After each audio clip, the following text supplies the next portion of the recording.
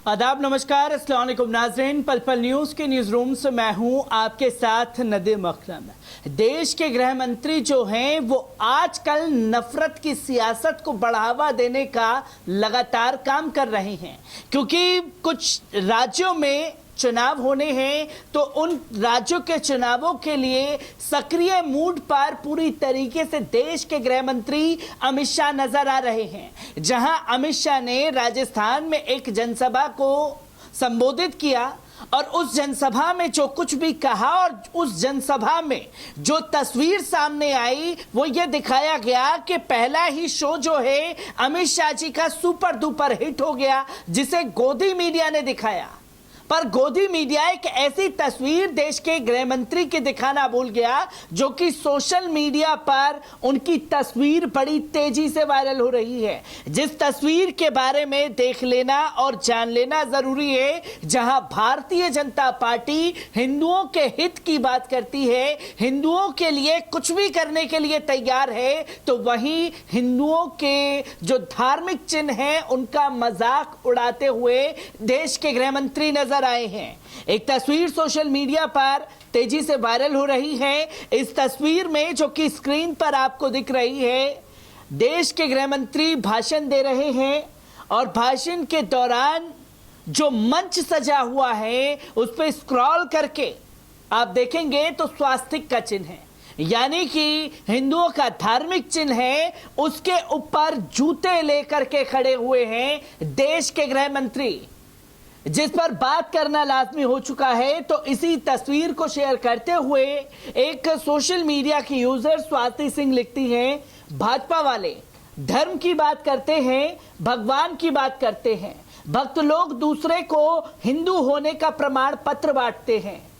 बालतौर राजस्थान की जनसभा में भाजपा के राष्ट्रीय अध्यक्ष अमित शाह जी जूता पहनकर स्वास्तिक चिन्ह पर चढ़कर खड़े हुए हैं। ये धार्मिक चिन्ह हिंदू धर्म का अपमान नहीं है क्या? अगर यही काम किसी विपक्षी पार्टी द्वारा किया गया होता और यही काम राहुल गांधी जी द्वारा दिया गया होता, तब जाकर के भारतीय जनता पार्टी तांडव मचाना शुरू कर देती। पर राजस्थान में देश के गृह मंत्री ने किस तरीके से स्वास्तिक चिन्ह का अपमान किया है, इस तस्वीर पर बात करना लाजमी हो चुका है। जहां तमाम लोगों का गुस्सा देश के गृह मंत्री जी की इस तस्वीर के बाद फूटा हुआ है, जो कि लोगों के सामने है। पर देश के गृह मंत्री ने जिस तरीके की नफरत की सियासत को खासतौर पर राजस्थान में बढ़ावा दिया, उसको जान लेना, समझ लेना जरूरी है। जहां देश के गृह मंत्री को खासतौर पर कन्हैया लाल याद आ गया और यह भी ऐलान करना नहीं भूले कि कन्हैया लाल की हत्या को क्या सहन कर लेंगे आप लोग। ये वही देश के गृह मंत्री हैं जो दिल्ली में चुनाव के दौरान ये कहते हुए नजर आए थे मौजपुर में कि बटन मौजपुर में इतनी तेज दबना चाहिए कि करंट शाहीन बाग में लगे। तो इसी तरीके की नफरत की सियासत को बढ़ावा देने के लिए राजस्थान में भारतीय जनता पार्टी ने डेरा डाल रखा है और जो बयानबाजी अमित शाह जी की तरफ से की गई है उन पर बात कर लेना जरूरी है। जहां देश के गृह मंत्री अमित शाह जी ने राजस्थान के जोधपुर से शनिवार को चुनावी शंखनाद कर दिया। उन्होंने यहां दशहरा मैदान में बीजेपी के बूथ स्तर के कार्यकर्ताओं की जनसभा को संबोधित किया और कांग्रेस पर हमलावर रहे। अमित शाह ने 2018 में कांग्रेस के चुनावी वादे याद दिलाए और भारत जोड़ो पर भी तंज कसा। शाह ने यहां हिंदुत्व कार्ड भी खेला और 2023-24 के चुनाव में बीजेपी को जिताने की अपील की थी। अमित शाह राजस्थान के 2 दिवसीय दौरे पर आए हुए हैं। उन्होंने जोधपुर संभाग के बूथ अध्यक्ष संकल्प महासम्मेलन में पार्टी कार्यकर्ताओं को संबोधित किया। शाह ने कहा कि आज किस प्रकार की राजस्थान में सरकार चल रही है उससे हम सभी दुखी हैं। राजस्थान में चल रही सरकार ने प्रदेश को विकास में सबसे पीछे ले जाने का कार्य किया है। अभी देश में कांग्रेस की 2 सरकारें राजस्थान और छत्तीसगढ़ में हैं। दोनों राज्यों में 2023 में चुनाव हैं। इन दोनों राज्यों में अगर भाजपा सरकार बनाती है तो कांग्रेस के पास कुछ नहीं बचेगा। यानी कि आइडियोलॉजी साफ है कि भारतीय जनता पार्टी यानी कि देश के गृह मंत्री अमित शाह कांग्रेस मुक्त भारत बनाने की बातें कर रहे हैं। सिर्फ 2 जगह उनकी सरकार है, पर जहां जहां गठबंधन में सरकार है, अगर वो भी पलटी मार गए तो हश्र भारतीय जनता पार्टी का भी बिहार वाला होगा। इसके बारे में बात करने को लाजमी नहीं है देश के गृह मंत्री। तो वहीं शाह जी ने कहा कि अभी अभी राहुल बाबा भारत जोड़ो यात्रा लेकर निकले हैं। राहुल बाबा 40,000 की टी शर्ट पहनकर भारत जोड़ने निकले हैं। मैं राहुल बाबा और कांग्रेसियों उनका संसद एक भाषण याद दिलाता हूं। राहुल बाबा ने कहा था भारत राष्ट्र है ही नहीं। अरे राहुल बाबा, किस किताब से पढ़े हो आप? ये तो राष्ट्र है जिसके लिए लाखों लाख लोगों ने प्राणों की आहुति दे दी। राहुल भारत जोड़ने निकले हैं। मुझे लगता है उनको पहले भारत का इतिहास पढ़ने की जरूरत है। जहां देश के गृह मंत्री राहुल गांधी को इतिहास बताने पर लगे हुए हैं, ये वही भारतीय जनता पार्टी है जो भारत के इतिहास को खत्म करके अपना इतिहास लिखने की कोशिश कर रही है। और जिस इतिहास के पन्नों में भारतीय जनता पार्टी का नाम नहीं है, वो उसे पूरी तरीके से खत्म कर देने पर तुली है। ये तस्वीरें लगातार सामने आ रही हैं। तो वहीं 40,000 की टी शर्ट का जिक्र जो है, 40 लाख की टी शर्ट का जिक्र जो है वो किया जा रहा है कि भारत जोड़ो यात्रा में पहनकर निकले हैं। देश के प्रधानमंत्री जी ने 10 लाख का सूट पहना, इसके बारे में कभी देश के गृह मंत्री नहीं बोले।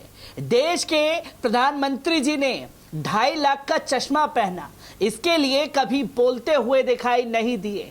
पर भारत जोड़ो आंदोलन जो शुरू किया गया है उसके लिए बिगुल कांग्रेस ने फूंका तो भारतीय जनता पार्टी में साफ तौर पर खलबली मचती हुई दिख रही है।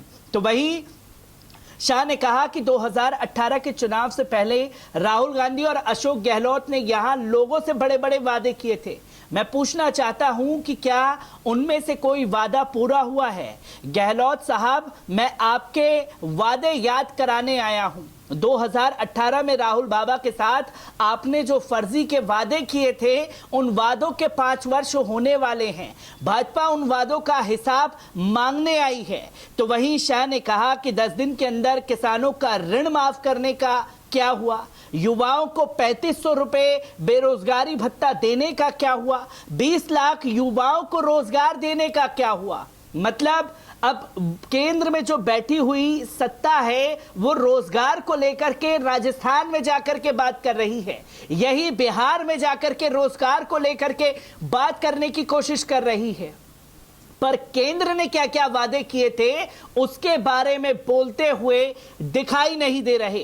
तो वहीं उन्होंने कांग्रेस के तुष्टीकरण की राजनीति पर भी सवाल उठाए। उन्होंने कहा कि कांग्रेस विकास का काम नहीं कर सकती, रोड नहीं बना सकती, बिजली नहीं दे सकती, रोजगार नहीं दे सकती है। कांग्रेस सिर्फ वोट बैंक की तुष्टीकरण की राजनीति कर सकती है। शाह ने बीजेपी ही विकास करवा सकती है ऐसा दावा किया और 2023 और 24 में भारतीय जनता पार्टी को वोट दें ये संकल्प लिया।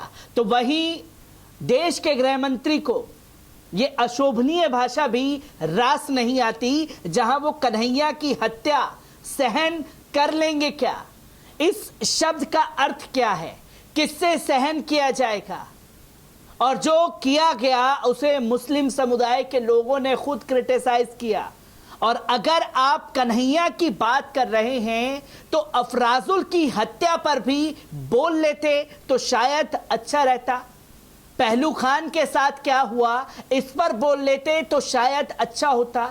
अगर नहीं बोल सकते तो रकबर के साथ क्या हुआ, तमाम लोगों के साथ क्या हुआ, इस पर भी अपने बारे में बोलते हुए देश के गृह मंत्री नजर आते तो शायद लोगों को ये पता चल जाता। तो वहीं उन्होंने अलवर में 300 साल पुराने मंदिरों को तोड़ना सहन करेंगे क्या?